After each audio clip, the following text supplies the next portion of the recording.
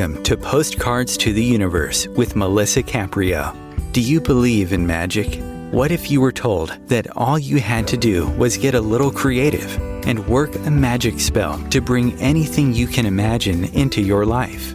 Here on Postcards to the Universe, we will share manifesting, tips, postcards, creativity, abundance, and prosperity. Here is your host, Melisa Caprio. Hi, everyone, and welcome to Postcards to the Universe with Melisa, creating the life you crave. I hope you guys are doing well. How is everyone doing? Today, I have my returning guest, Reverend Gregory Possman, on, who is a trance channel, and Gregory is going to be channeling Archangel Michael today, so that is really exciting. We're going to get to talk to Michael, so stay tuned. He's just going to join me in a few minutes. For those of you who are new to tuning in on my show for the first time, welcome. I'm so grateful for you to be here with me today. And for those of you who listen to me on a regular basis, welcome back. And I know a lot of people get very excited when Gregory's on my show, so I hope you guys are listening today. We love it when he's on. But for those of you who are not familiar with who I am also a photographer and an author, and my book is titled Postcards to the Universe, Harness the Universe's Power and Manifest Your Dreams. And in my book, there are 30 manifesting stories along with photographs that I take of the contributors manifesting postcards. And in the book, I include their stories along with writing exercises that helps us get clear on what we want to manifest, and a toolbox full of fun exercises on how to manifest love, health, money, abundance, career, and much more. So if you're interested, you can find my book at any of your favorite bookstores and purchase a copy. I would be very grateful. Like I said, there's a lot of inner work exercises in the book, and reading people's incredible journeys of transformation, inspiration, and manifesting. It's just so interesting. So yeah, and if you do happen to get the book and you like the book, please leave me a review. Each week I usually do a magical message. I usually post them on Mondays with an affirmation, but I didn't get a chance to this past week to create one because my family and I were out of town. So this week I'm going to read to you one of my contributors' stories from my book, Postcards to the Universe, and I tried to find one that wasn't too long. So okay, this is what somebody sent me a postcard, and this is her story. 2 years ago, I realized my lifetime dream and finished my first book. And while I spent countless hours writing it and had tremendous support from friends and family, it started with a simple hand-drawn postcard to the universe. I had the good fortune of meeting the fabulous Melisa Caprio, founder of Postcards to the Universe, via a writing course we were taking. While her concept of manifesting your heart desires by creating a postcard and mailing it to the universe sounded interesting, I was skeptical. It was hard for my farm girl work ethic to believe that I could make my biggest dreams come true by creating a postcard and mailing it. Frankly, that sounded too easy and too woo-woo. As I learned more about her movement, I found myself fascinated by the stories of her growing army of successful manifestations. People found their soulmates, new jobs, dream vacations, and so much more. My dreaming about becoming an author had created decades of partially written stories, hundreds of hours daydreaming about my life as a successful author, and anxiety that it was never going to happen. I had tried so many gimmicks and practices to become an author, and they all failed. I registered for Melissa's workshop, expecting it to be another failed attempt, but within minutes of her workshop, I found myself drinking her manifesting Kool-Aid and believing that maybe this could work. Shortly after her workshop, I sat down with my markers one afternoon and drew from my heart about my new book, the people it would connect to, and the joy I would know by living my dream. My postcard looked like a 7-year-old's doodling, and I was embarrassed to mail it and have the postal employees, the very talented artist I was sending it to, and the universe, see it. The moment I dropped it in the mailbox, something shifted inside me. Creating this card, signing it, and mailing it felt like a legitimate contract to me. Maybe because I've worked in corporate America for more than 20 years, but it did. My little card launched my soul into action, brought new people into my life, and almost 2 years to the day after I created my card, I was holding my first book in my hands. There is something quite magical about manifesting your lifetime dream, and I'm thrilled to share my story with you and hope that you too will believe that your desires are just a postcard away. And that was by Diana Silverhead, who is the creator of Mole Mama. Now, it's been a couple of years since she wrote that, and on her postcard, it's basically, she has Mole Mama, which is her brand. Her book is called Mole Mama, a memoir of love, cooking, and loss. And on her postcard, she has things like live events, delicious recipes, believe, abundance, love, New York Times bestseller, faith. So basically, that's what her card says. Now, since then, she's finished her second book. She has a YouTube channel, which gets tons of hits on her cooking and her recipes. And she writes and has collaborated with big time, because her whole movement is about cooking. Mexican cooking is her specialty, but cooking with love. And she has connected with so many big brands and has written blogs and stuff for them and had so many guests on her podcast. So, and I think today she's actually talking to an agent. So there you go. All from her postcard that she created now, maybe 4 years now? So yeah, because the book, it said 2 years in her story, but now it's been about 4 years. So it's really, really works. I'm telling you guys. So please send me a postcard. And if you want to see the magical messages that I usually post each week, you can find them across any of my social media platforms, Postcards to the Universe. And if you happen to be on Facebook and you're looking for a group to join to feel inspired and see uplifting stories and images, you can join my public Facebook group titled Postcards of Love. So next week, I have Barry Nicolau on. Now, Barry was supposed to be on my show at the end of February. We were having a problem connecting.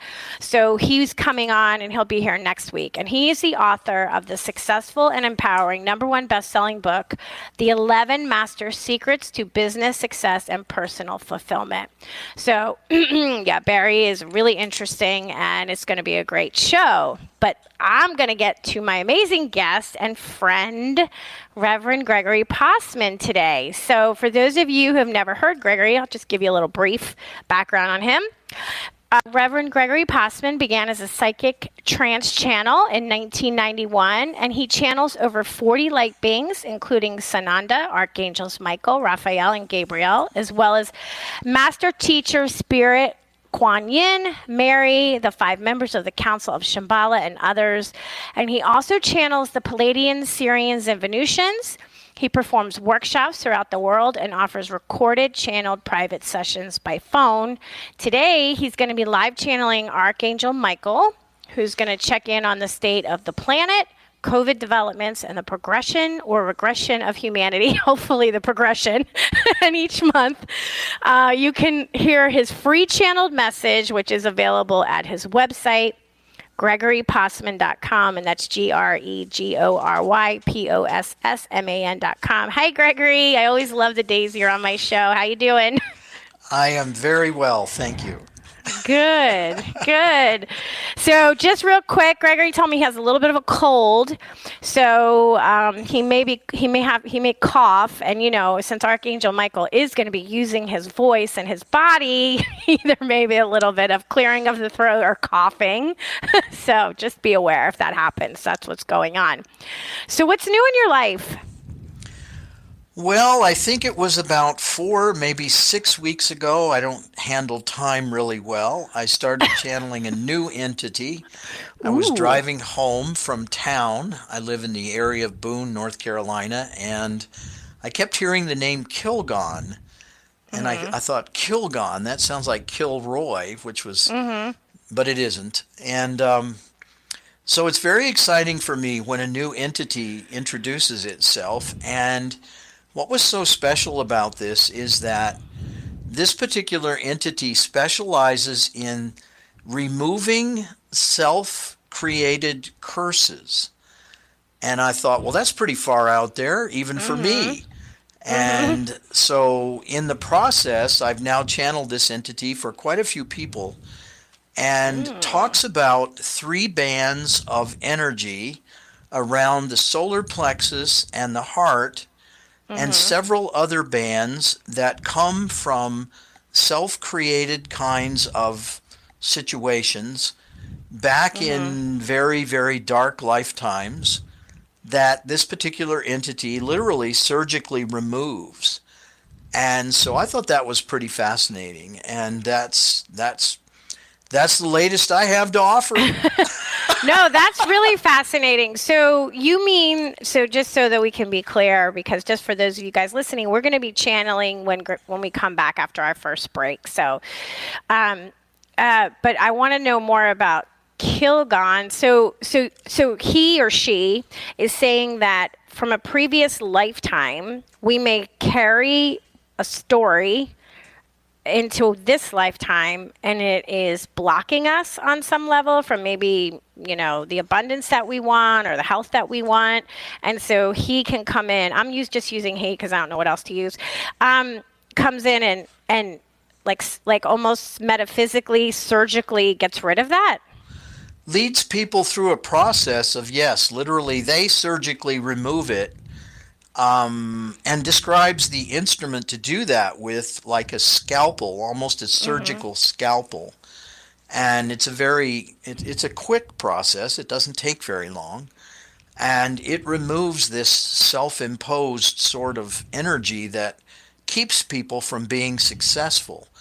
And as I was listening to the story about your person, her story, that's what led me to believe that this is really fascinating, because imagine that a person goes through, and you would have to believe in reincarnation for any of this to make sense, and I know a lot of people don't, but I do. And so I do. imagining that you had some lifetimes that were pretty dark, pretty unpleasant, pretty uncomfortable. One of the ways to deal with that is to create a sort of energy around yourself, and it's a soul energy, if you will, so it does go from lifetime, can go from lifetime to lifetime. And so I've run into a lot of people who believe that someone else is psychically attacking them. And as it turns out, apparently it's not so much an attack from someone else, it's from another lifetime. And so this entity is now the one that sort of turns all that over and changes that. And even, again, I mean, I've run into a lot of really interesting things over the years having done this work. But I think this is pretty powerful stuff. I mean, it's very exciting for me. And with several clients that I've worked with, they have had really powerful results, especially connecting to their own emotions, which apparently was a challenge for them in the past. So that's exciting for me. I think it's that's exciting. Really interesting. It's exciting for me. I don't know. Maybe after given some time, we can have Kilgon on the show one time. We can That's ask a good questions. possibility. Sure. We can ask questions. So, is Kilgon giving you a masculine more of a masculine feel? I mean, us humans, we have to label things because we don't know how to not. So Yes. Are you getting a masculine energy, a feminine, or what are you getting? It feels very balanced to me. It feels really Okay. balanced between male and female, but the name alone would Right. lead one to believe that perhaps it is masculine, but I don't think so. Okay. It feels Neutral. feels more balanced between the feminine and the masculine. Interesting. So, where is Kilgon from? Another planet? I have no clue. Oh, you haven't gotten Kilgon that far has yet. not given me its life story. I have no idea. I'm surprised that it even happened, to be truthful. And initially, Kilgon was described by the Archangel Cassandra, who was also quite a timid entity back in the day, not now. But that was interesting to me. And also Sonos, who is a Sirian, is actually the head of the Syrian medical team. was the one who started talking about Kilgon, and then Cassandra started talking about Kilgon. So it took a little bit of time for this entity to start coming through me. And it was very exciting for me when it actually did. I'm sure. So you've been doing this a while now, so I'm sure it was. This is a new entity. You know, it's interesting because since I've been doing the radio show, you know, I'm meeting more and more people that I never would have met before just by having the show.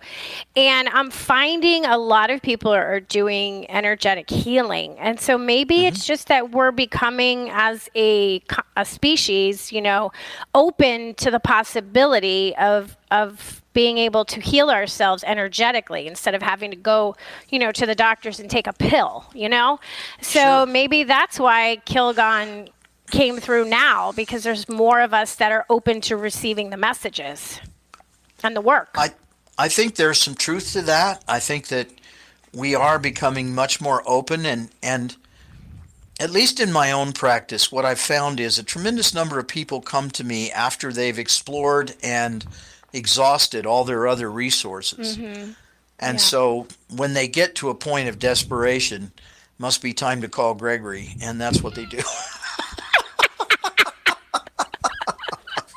People are like, whatever, I'll try it. You know, it's not going to hurt me. What have I got to lose, right? Exactly. So usually, for those of you guys wondering, like how we decide who's going to come through, we actually don't. They decide. So I'll usually hit Gregory up when we have a show coming up, and I'll say, you feeling called? Is anybody poking you? And he said he was going to meditate on it, but then apparently you got a message right away as you emailed me back, because you said it was Archangel Yes, that was more Michael. or less a joke, because oftentimes when I ask the question, immediately one of these entities makes itself known, and all of a sudden Michael was in my mind, and I thought, okay, you're up. So awesome. He's in for the day. So awesome. I love Michael. I love talking to Michael. So he's got this booming laugh. So it's really cool. All right. Well, then why don't we take our break, and then we'll come back and we'll let you do what you do and let Michael come through. All right. Stay tuned, guys.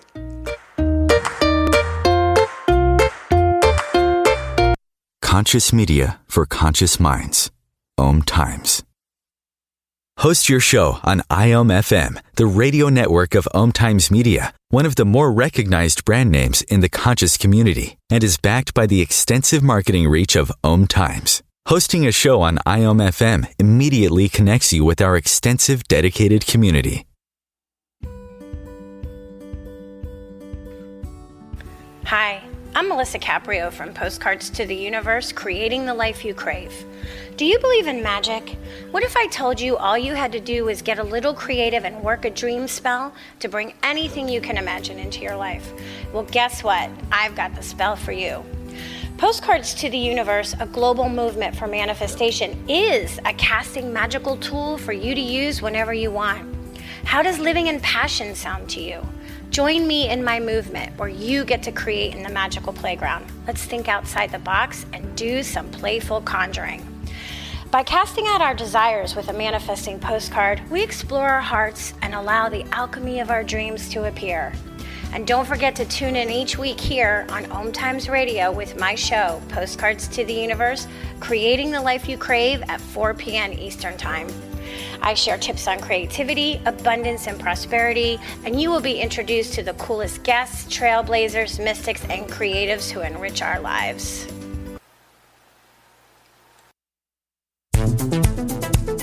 My name is Victor Furman. Some call me The Voice. I've always been fascinated with human nature, spirituality, science, and the crossroads at which they meet. Join me Wednesdays at 8 p.m. Eastern on OMTimes Radio, and we'll explore these topics and so much more on Destination Unlimited.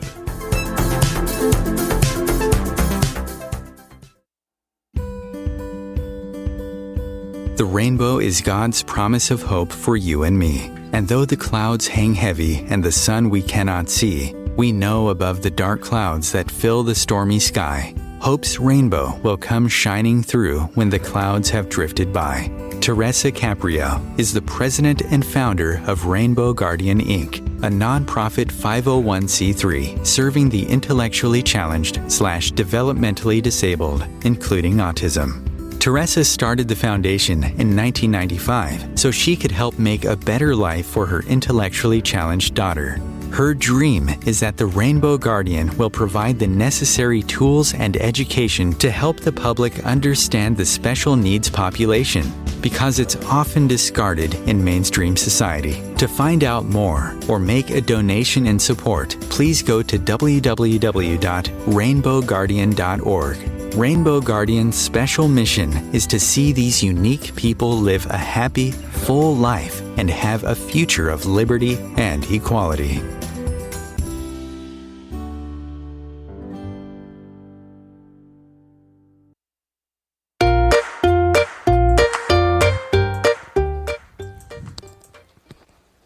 Welcome back. So if you're just tuning in, I have Reverend Gregory Possman on, and he is a trance channel, and he is going to be channeling Archangel Michael today. So it's going to be really interesting. So Gregory, anything you want to say before, or you want to just get going? Let's do it. Let's do it. Here we go.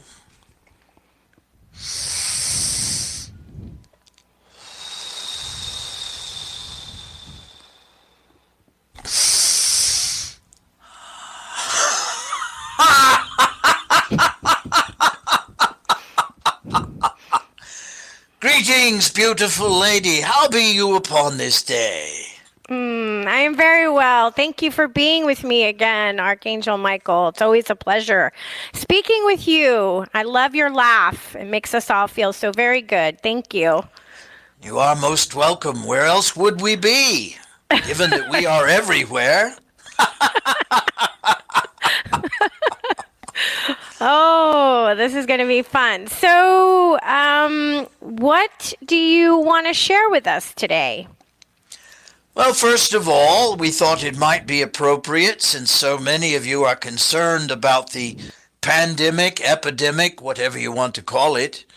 And we do have a prophecy, a prediction, if you will, but we do need to talk about that just a little bit after we make it. And that prediction is that there will be 2 more strains of this virus, and that's bad news from the perspective of many of you. On the other hand, the good news is this. We do not believe that they will be terribly disastrous or dangerous even, just that they will be discovered. And most of you will probably be more or less immune to them anyway. So they're not going to cause the kinds of shutdowns and difficulties and challenges that your planet has been experiencing for the last couple of years. However, your scientists may be interested in the possibility that they do exist, and the question that rises, of course, is whether or not some of the medicines, the vaccinations, the antibodies, and all of that sort of thing are going to work against them, and the answer is yes, they will. So, even though they are slightly different strains, they will probably be contained more or less by many of the movements, actions, and conditions, so to speak, that humanity has played upon them. Now for the more interesting part. Prophecy. Why is prophecy created? Why is it even out there, so to speak? Well, on our side, we give you prophecy so that you can change it.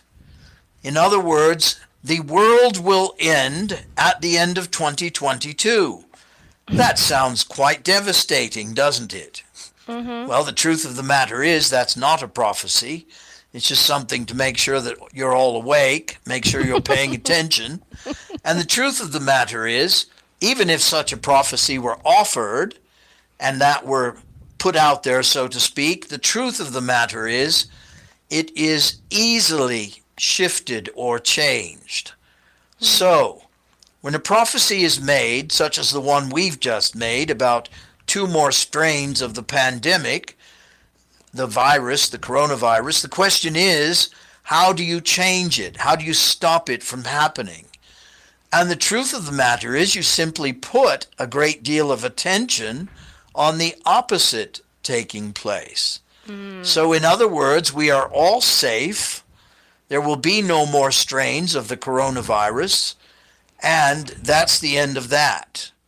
Now, if enough people allow themselves to make that sort of statement, focus upon that kind of energy, those two strains of the virus will never happen. Now, those who work in the microbiotic field, those who are scientists, they, of course, will have some difficulty believing that. But when you think about particle theory, and you think about the morphic field that is the collective of humanity, all of a sudden it's not so illogical or irrational to believe that the thought process of so many people working against that prophecy could actually turn it around, so to speak. And so you have what one might call a formula for creating the planet and the earth as you wish it to be, instead of the way it looks at the moment. And that's extremely powerful. It's very important. Now, that premise is also followed, of course, by your system called Postcards to the Universe. In other words, put something out there. Believe in it. Confirm it. And affirm it. And all of a sudden, it becomes the reality that you desire. Interesting how that works on both an individual level and also on a level in the collective consciousness, not only of humanity, but of all races. And it is the races in the extraterrestrial realms who have come to realize just how powerful that particle theory is. We apologize. We know that it's a very long answer to a very short question. No, I like your long answers. Thank you.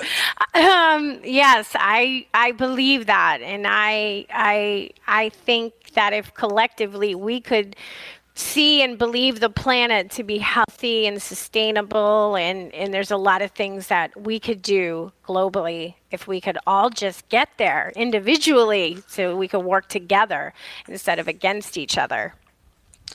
Well, you have a phrase on your planet about a cup being half full or half empty.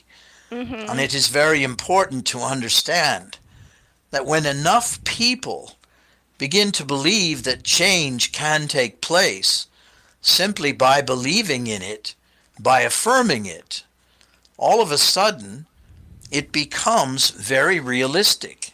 It becomes the truth, so to speak. It's difficult for those who believe in the cup being half empty that could possibly be the case, because they're very busy affirming a sort of victim train of thought, if you will. Mm-hmm. And they're always looking for something or someone else to blame rather than taking responsibility for whatever their creation is. Mm-hmm. So, it is very important to begin believing that your creation is in fact your creation and that you are responsible for it. And all of a sudden, there's no one else to blame. And when there's no one else to blame, the victim stance no longer works. You can't do anything with it. So you begin to ask, why am I creating this particular situation in my life? What am I supposed to learn? What is the lesson that I am avoiding by continuing to see the same thing happening again and again in my life? And we apologize because we've had this conversation before. You're quite familiar with it. Mm-hmm. But the truth of the matter is, it is an excellent way to decide that tomorrow is going to be different than today, and start seeing all the differences, no matter how minute they might be, and giving oneself permission to realize that everything can change if I give myself permission to change it. That's interesting. So going back on the pandemic, would that mean that on some level, unconsciously, maybe we did this as a collective, the Earth, as the humans collectively, created a virus that would force us to shut down, take pause, or whatever we were supposed to learn, from the message of COVID. Is that accurate? That is very accurate. And it is to understand that as you look back on it, and we are not going to try to rationalize this, we're certainly not going to soft soap it, so to speak, but a number of people who passed away from the virus, even if the virus were only the catalyst. In other words, they had other physical issues and challenges. A great number of people have left the planet, moved on to the next part of their journey, and please understand, we know that human emotion makes such a loss extremely difficult, very difficult to accept. So we're not trying to soft soap it, as we have said. We're not trying to make anything seem like it makes sense, because to those who have lost a loved one, nothing makes sense. But it is to understand that it has created space, it has created a higher vibrational frequency on the planet, and it has also allowed them to move forward in their own journey. Now, of course, from our perspective, there is no death. There is transition from one experience to another. But there is not what you call death. Nothing dies, nothing ends. But to one who is missing their loved one, of course, they are believing that that has come to an end. But that entity lives on forever in their memory. The energy of what they contributed to the planet, to each person's life, that lives on forever. It never stops. It never goes away. And that's what's so difficult when one is in a human body to understand. You lose your cat or your dog or some very, very beloved pet, and you think to yourself, well, they are gone. No, they're not gone. Their memory lives on forever in your mind. And it is entirely possible that if necessary and if desirable, they may be reborn with their spirit in a different body. That, of course, takes place constantly. Oh, that's interesting that you said that, because I recently lost my cat, my little kitty, who I just loved so much. So I feel that deeply. I would love it if she came back in a different little kitty body. What if she came back as a niece or a nephew? Oh, that would work too. In other words, what if her spirit, her soul, came back as a human being or any other type of creature? Perhaps a horse, a dog, who knows? But that happens as well. Yeah, that's a new thought process for me. I didn't realize that animal souls could come back as humans, or human souls can come back as animals in the next life. This is new for me as far as opening me up to the possibilities. Well, let's open the possibility a little bit further. Okay. Let's imagine that your little cat, who has passed on, made its transition, had some lessons that could only be learned if it were to come back as a raccoon, or perhaps a tiger, or perhaps a lion, or a blue whale. You see, the truth of the universe is it is an extremely efficient place.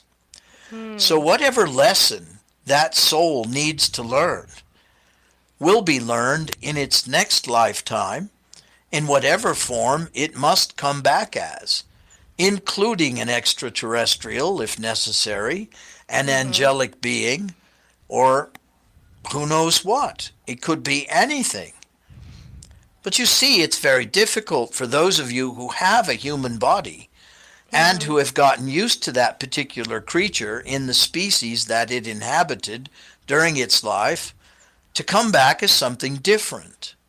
And it's even more difficult to believe that one day you might be out on a sailing ship And you might see a baby whale or a dolphin or something of that nature swimming in the ocean, and all of a sudden you think of your kitten. Why?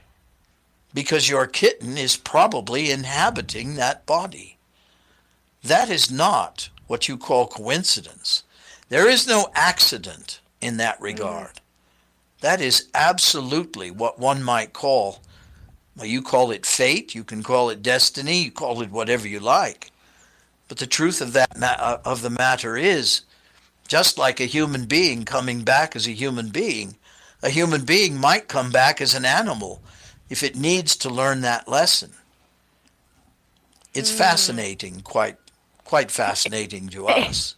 It's very fascinating to me, and I'm sure everybody listening today. Do we have choice in how we come back and what lessons we want to work on for the next incarnation? Absolutely. In other words, your soul makes those decisions with you, and your council, which is made up typically between 15 and 20 entities, and there can be exceptions to that, of course, but that's sort of the norm, if you will. They will help you make a decision as to what you would come back as. And in the process of making that decision, then you are born or you are brought back into the planet in whatever way that happens. There's also a phenomena called the walk-in. The walk-in isn't necessarily born but takes over a physical body that has some challenges and some difficulties. And so that individual who would normally be terminal perhaps is actually a different soul coming into that body. This is a subject of a tremendous amount of investigation, but the truth of the matter is, as they come into that particular soul, many of those physical attributes that had been rather negative can be reversed. And then they are a different personality. And that can cause some very interesting reactions from their family and friends. I bet. So we do have to take a commercial break. So why don't we do it here, and then we'll come back, and I have more questions for you, Archangel Michael, if that's okay? Of course. Okay, guys, stay tuned.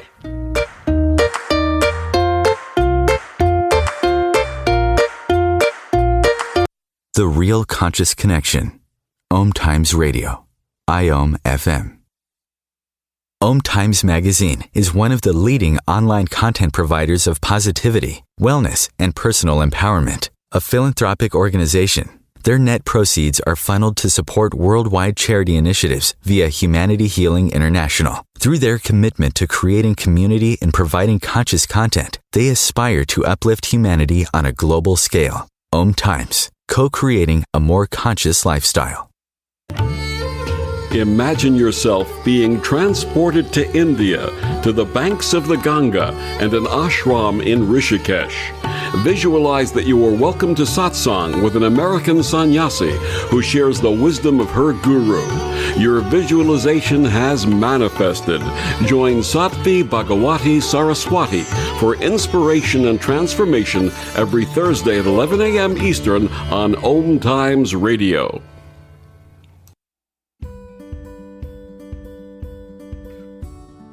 Hi, I'm Melisa Caprio from Postcards to the Universe, creating the life you crave. Do you believe in magic? What if I told you all you had to do was get a little creative and work a dream spell to bring anything you can imagine into your life? Well, guess what? I've got the spell for you. Postcards to the Universe, a global movement for manifestation, is a casting magical tool for you to use whenever you want. How does living in passion sound to you? Join me in my movement where you get to create in the magical playground. Let's think outside the box and do some playful conjuring. By casting out our desires with a manifesting postcard, we explore our hearts and allow the alchemy of our dreams to appear. And don't forget to tune in each week here on OMTimes Radio with my show, Postcards to the Universe, creating the life you crave at 4 p.m. Eastern Time. I share tips on creativity, abundance, and prosperity, and you will be introduced to the coolest guests, trailblazers, mystics, and creatives who enrich our lives. Coping 19, brought to you by CDC and the Ad Council. If you're feeling increasingly lonely right now, you're not alone. It's totally normal. Even though we may not be able to get together in person, connecting virtually with friends and family still gives you a chance to interact with people and may help raise your spirits. Join a virtual book club, set up group text chats, or online video coffee breaks with coworkers. Find more self-care and coping tips at coping-19.org.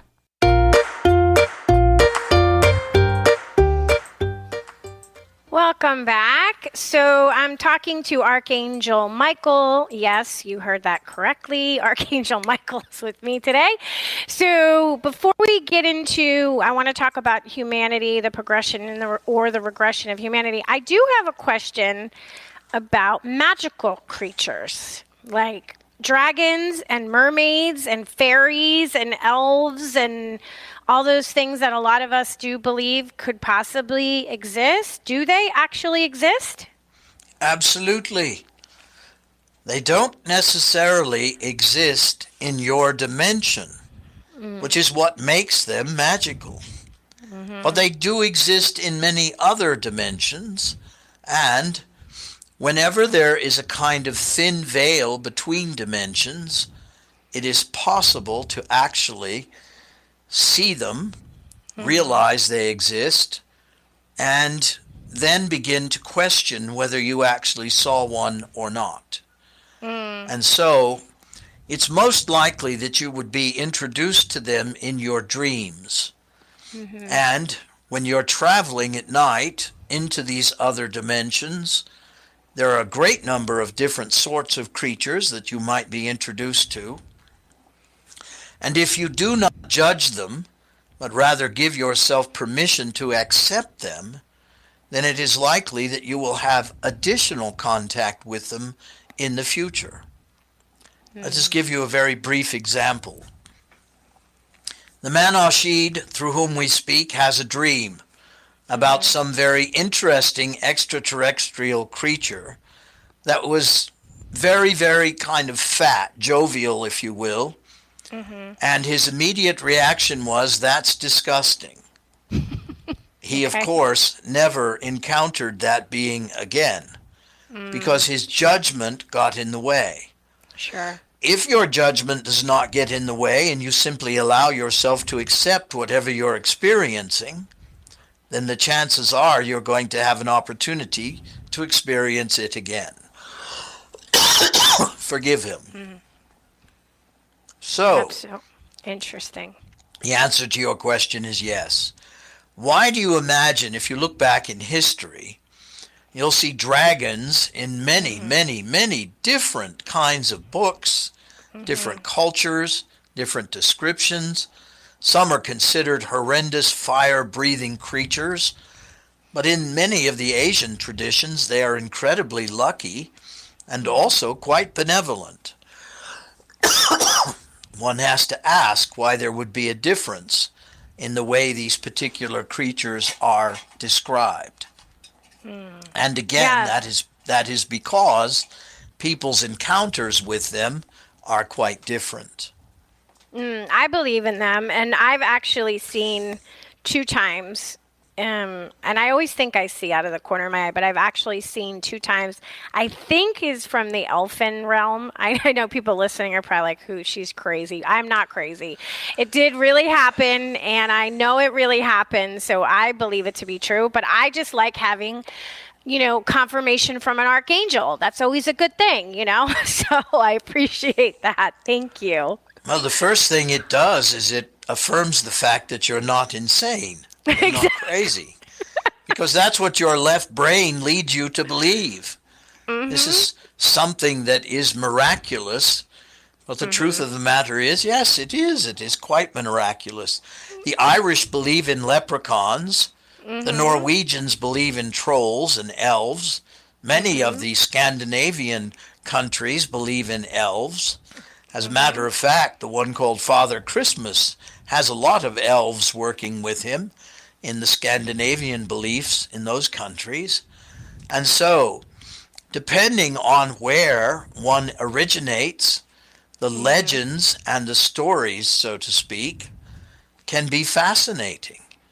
And one has to ask oneself, is this all someone's imagination?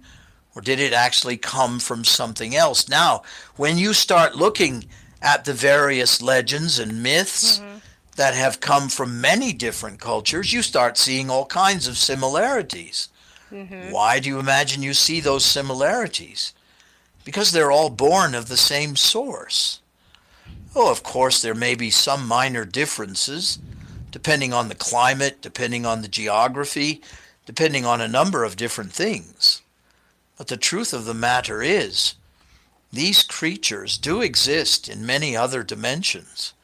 And wouldn't it be fascinating and interesting if they were all of a sudden to be seen in this dimension? Question, of course, might be, how does one make that happen? Well, you have another phrase on your planet. When you believe it, you will see it. The opposite of that, of course, is when you see it, you'll believe it. But it's actually the other way around. So why have on 2 occasions you have actually seen a being that looks like an elf? Because you believe in them. That's why. And those people who have seen extraterrestrials believe in them.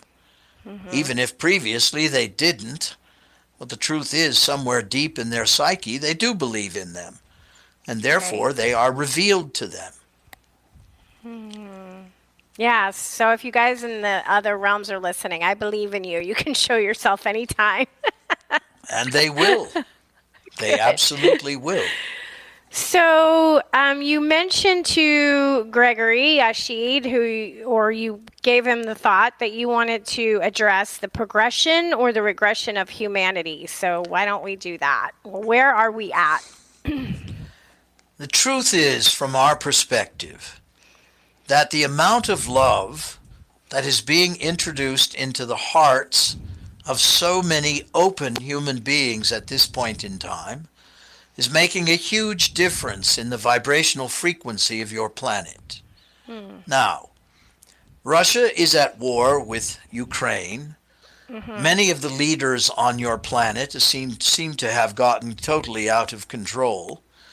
And so if you read the news, if you watch the media, so to speak, you will say, how in the world could that be the truth when there is so much going on? But if you also look at the possibility that these events are an opportunity for humanity to extend their compassion, their generosity, and their love to fellow human beings whom they don't even know, you see that there is an opportunity taking place. And it has taken place in Syria. It has taken place during World Wars I and II. It has taken place a number of times on your planet, even during the Civil War in the United States. And every skirmish, every conflict like this brings about an opportunity for humanity to shine.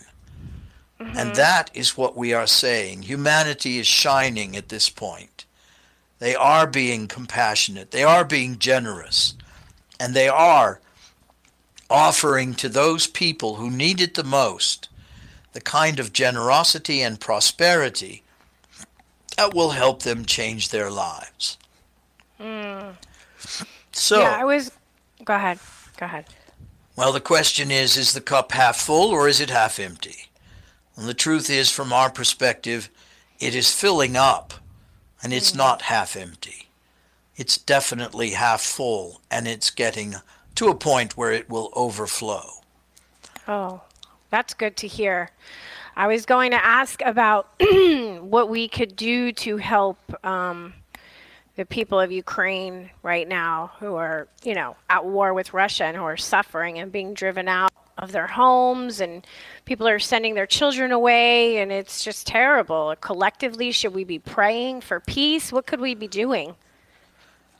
It's going to be a very strange answer, but we're going to answer it honestly. Okay.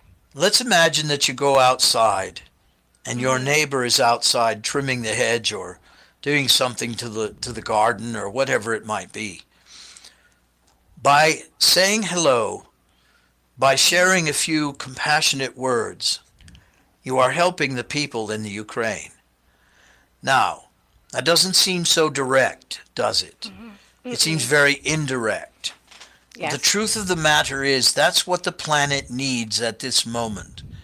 It needs compassion. It needs forgiveness, acceptance, and tolerance. It needs all of those things. And even the smallest act of compassion or kindness creates an entirely different frequency on the planet. It's very difficult for those of you who believe in a sort of direct result of whatever you are doing to understand that. But it is the case. So, you take some action, and your desire is that it might increase your business or it might increase your prosperity. And you don't see an initial direct response immediately. But then in an entirely different part of your life, something happens that's quite extraordinary, exceptional perhaps. And then you begin to ask yourself, I expended energy in a particular way, and I expected that energy to be returned to me in that same way. But it's not. And therefore, you begin to ask yourself, perhaps by expending the energy in any way, I am going to see some sort of return. And then you begin to see it. That's so interesting. Yes, I understand that. I understand what you're saying. Are we also being, is the light also shining on what's going on everywhere in the world and in politics, this toxic masculinity, there's a very toxic masculine energy that's trying to hold on to power and control. And holding on to the past, really. The truth of the matter is, if you look back in history, if you look back in certain cultures, the feminine was the leader. Again, forgive the man.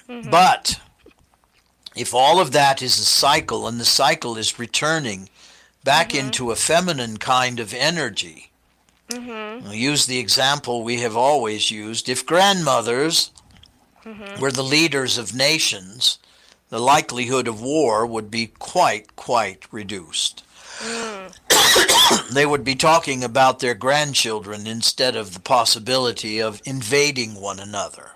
And that would create a kind of common denominator, if you will. And they would finally say to one another, we've got to end this. We have the resources necessary for everyone to live comfortably, for everyone to have food and water. And why is it that we have not gotten together and merged those resources in order to purge this kind of situation that we have allowed on the planet for such a long period of time? Again, forgive the man. I know. Poor Gregory. Oh, he's not poor by any stretch of one's imagination. Believe us. So is that toxic masculinity leaving? Is it shifting? Is that what's happening? It absolutely is. Yes, it is. Okay. And those who believe in it will try to hang on to it for a great deal more time, but their efforts will be thwarted. That's about as much as we can say about that. Thank you. Well, I'm going to ask you if there's anything you want to share before you go, and we can maybe give Gregory back his body so he can have maybe a drink of water or something. Perhaps. Anything you want to say? Yes, there is one aspect, and that is self-love. It's never been more important than it is now for each of you to love yourselves. That doesn't mean that you're rationalizing all of your behavior or anything of that nature. It means that you're asking yourself, is this a healthy choice for me? And if it is, then make it and believe in it and allow it to continue. As you move into your greater good, remember that greater good is everywhere. It's everywhere. We'll give him his body back now. It has been a great honor and a pleasure to be with you. Thank you. You are the one called Michael, and we are grateful. So be it. Thank you.